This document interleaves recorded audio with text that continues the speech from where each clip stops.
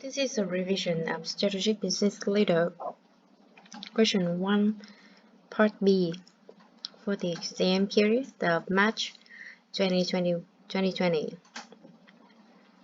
In this part, we have two strategic options, and for each question, we have to state the advantages and disadvantages. Okay, now we come to the first option, Internet of Things development. Advantages of strategy.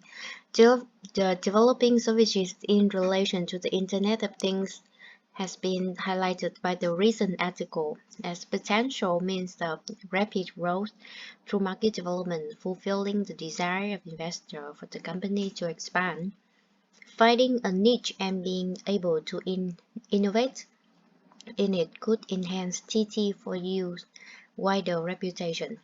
Some of the problems in relation to Internet of Things development appear to be an over-concentration on technology rather than business requirements. Matching business needs with available business technology has been a core competence for TT4U in the past. Adoption of the mail-back approach, which is focused on enhanced understanding of clients' requirements to help them transform their business, would seem compatible with this new development. Concerns with strategy. However, commitment to particular markets may be risky for TT4U.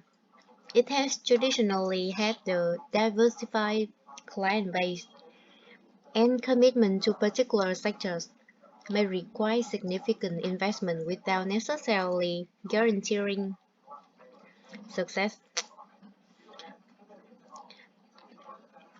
If, for example, TT4U wants to provide data hosting services in connection with the data generating by the Internet of Things, it may need enhanced capacity to process and store the data.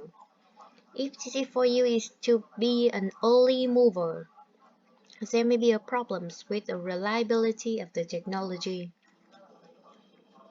Whatever the sector chosen, TT4U may need to recruit staff with previous experience in work connected with the Internet of Things.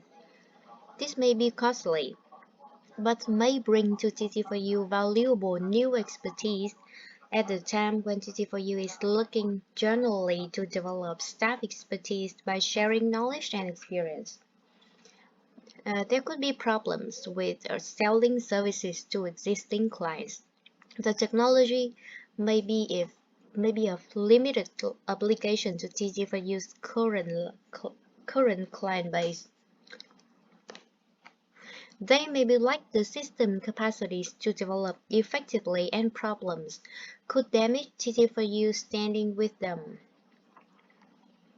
Risks relating to security and also privacy have also been highlighted. Depending on which services TT4U offers, it may be more vulnerable to security breaches and also breaches the privacy regulation than for other services. This may result in legal penalties and significant threats to reputation.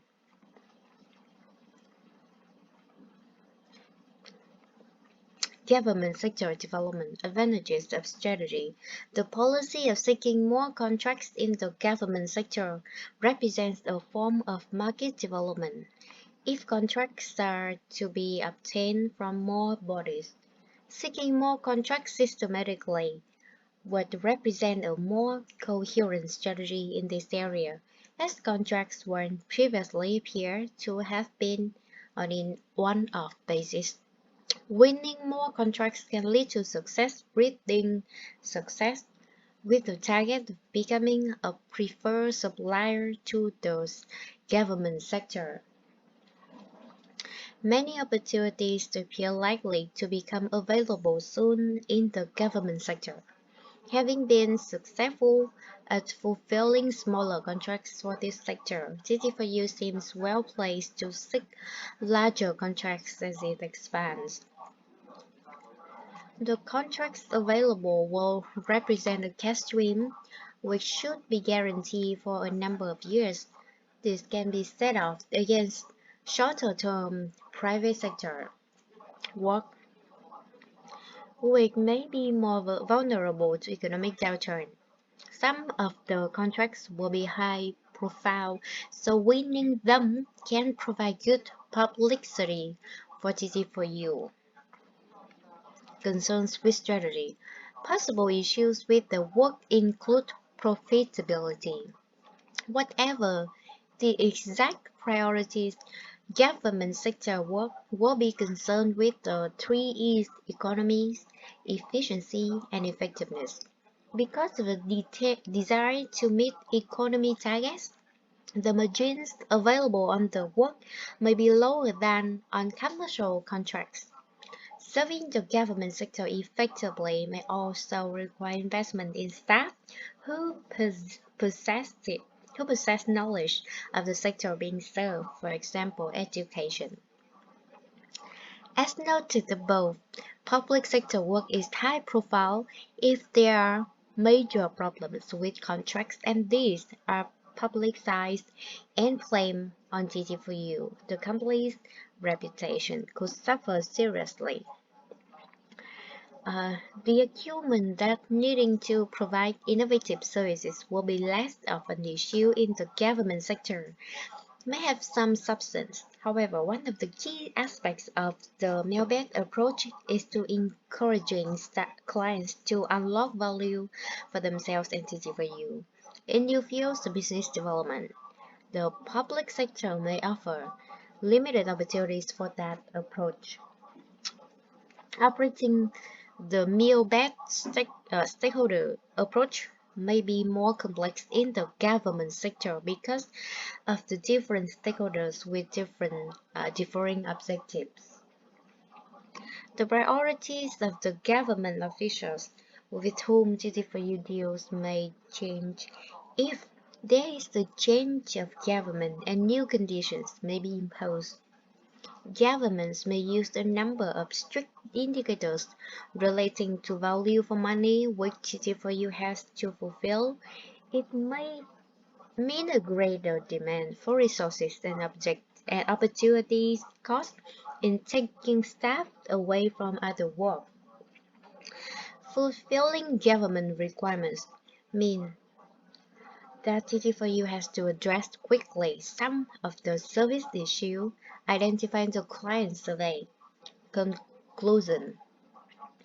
If the proposals are not mutually exclusive, TT4U may consider investing in both of them.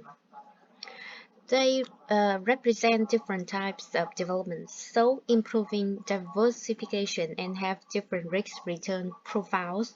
Investing in the Internet of Things is high risk but could generate high earnings. Investment in public sector work could provide steady cash flow to help fund investment in other areas. C. This subject is the response to threats to reveal information from consultant to chief executive. Dear CEO, you asked me as someone outside the company to give my views on the controls which are significant in relation to threats to data and also comments made by the directors about the threat to reveal confidential information control issues.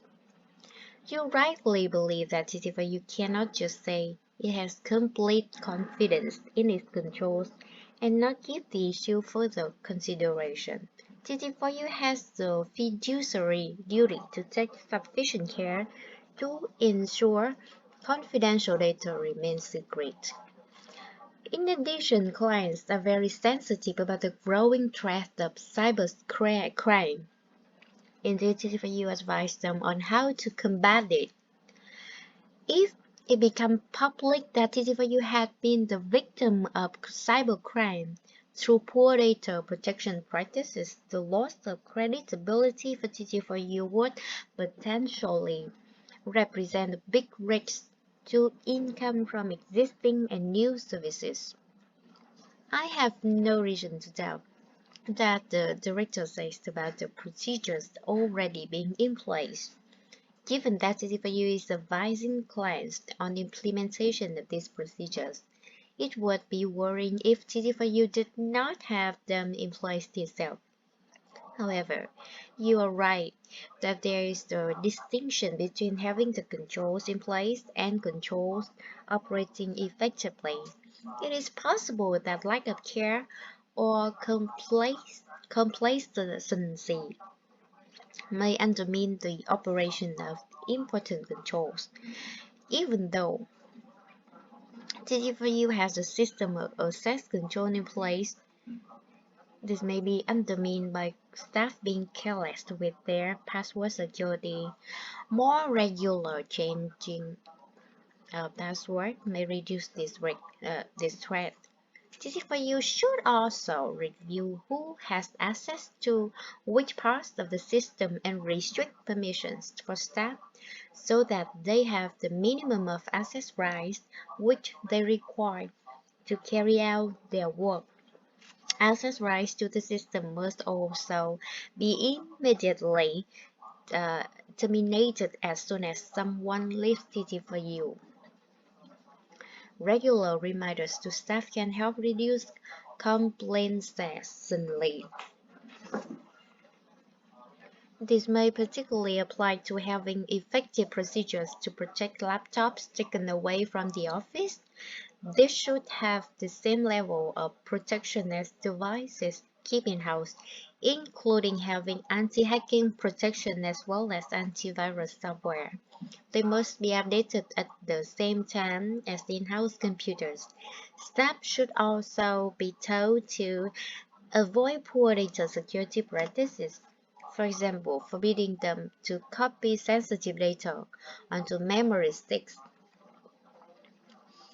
As regards detection of someone obtaining information illicitly, you should start by looking at past and present staff who are able to access this data and considering whether there are any unusual or suspicious factors in relation to them. I assume that the system logs fails attempts to log on.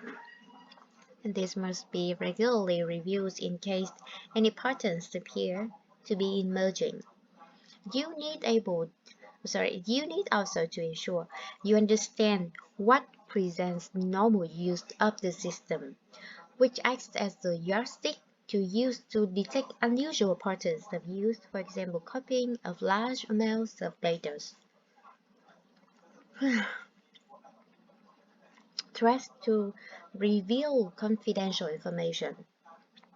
Even if you have complete confidence in the control system, the threat cannot be brushed off. As the person contacting you has clearly, illicitly obtained specific information and may be threatening other companies, you should consider contacting the authorities as they may be able to link the threat in with other cases. The authorities may insist on the client being informed. You should not pay the sum demanded, as it is unethical and could lead to further threats. There is a risk that investment confidence in TTFU may be undermined. If it is told about this threat, I appreciate concerns have been raised about client relations, and it is quite possible that the client will ask for additional assurance on the controls which you operate. However, the risks relating to not telling risk investment are greater. Disclosure of the information from other sources may permanently damage the relationship and may provide risk investment with a reason to terminate the contract. Bad publicity relating to this disclosure may mean other clients do not wish to use the data services you provide. It is likely to threaten the success of the investment in the cloud-based services. More fundamentally, the aspects of mail-based approach which you are planning to introduce is data security. Following the ethical principles of honesty and transparency would also suggest information the client of a threat to his data. Again, I refer to mail-based, which is underpinned by the process of open communication with clients. Failing to tell the client about this threat will suggest that CTFU is not taking the mail-based approach seriously.